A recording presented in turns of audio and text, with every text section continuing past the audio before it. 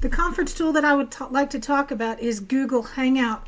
This is an example of a Google Hangout. I use it quite frequently to meet with a variety of groups of students or online or individual students online. Some of the things that I like most about it is that you can have audio and video conferencing. Google Hangouts also has a chat. So on the bottom right hand of the screen, there's a chat feature so that you can have chats and you can share links and other kind of information with people inside of a Hangout.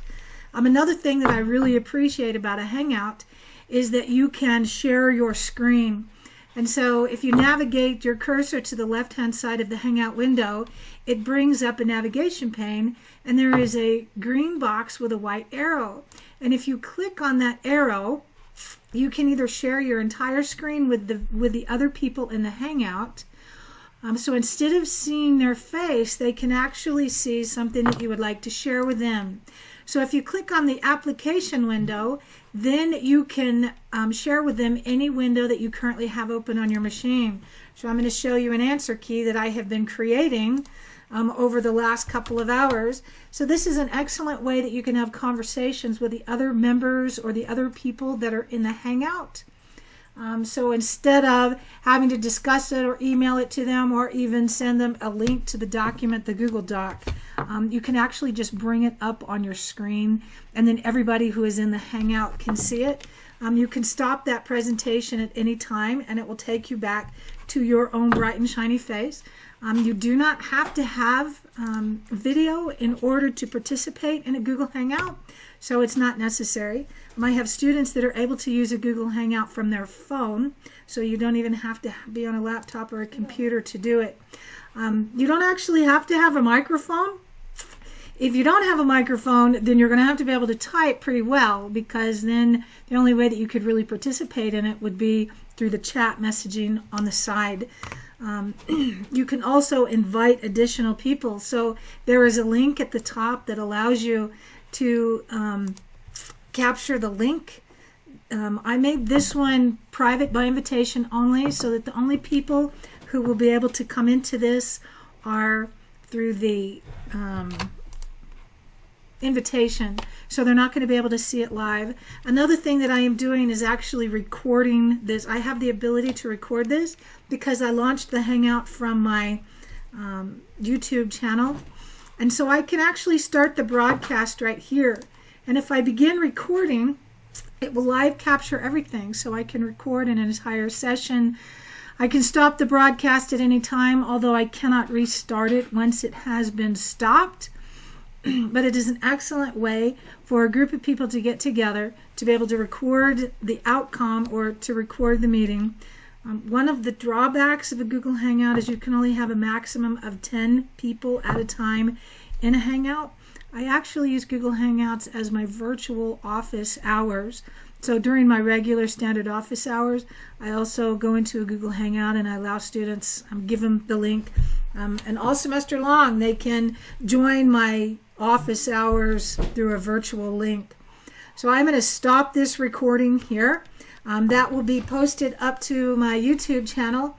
There are a lot of other nice features that Google Hangouts allows for. The main one that I use is the screen share. You can open and close the chat window.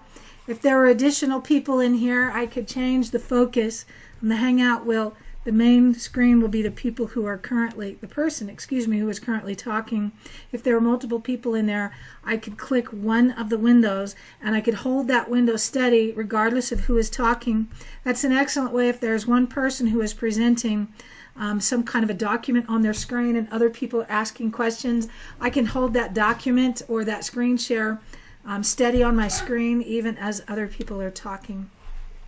So this is an example of a collaboration tool and a conference tool that I use frequently and that I am most familiar with. It does have some drawbacks, but it also has some excellent abilities. So anybody with a Google account can actually launch their own Google Hangout. If you go to your Google email account. So I'm going to go into my Ag email, which is hosted by Google, and I'm going to have the ability from this Gmail account to launch my own Hangout. So if I were to click the matrix icon in the top right hand side of the screen, and I'm looking at the different apps that are available to me because of my Google account, my Gmail account.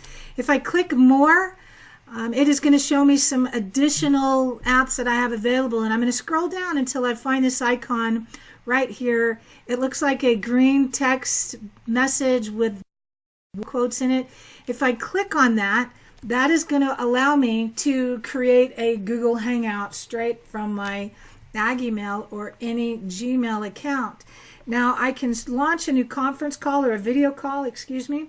That's what I'm doing right now. I can't start a new video call while I am currently in a Hangout, so I'm not going to be able to launch that. But anybody that has a Gmail account can actually create their own audio and video calls. So another one of the drawbacks is when you launch your own Hangout from this method, I've not been able to record it, but when I start a new streaming session from my YouTube using a Google Hangout, I have the ability to record it. So this is an example of just one of the conferencing tools that I find very useful for me. Thank you very much.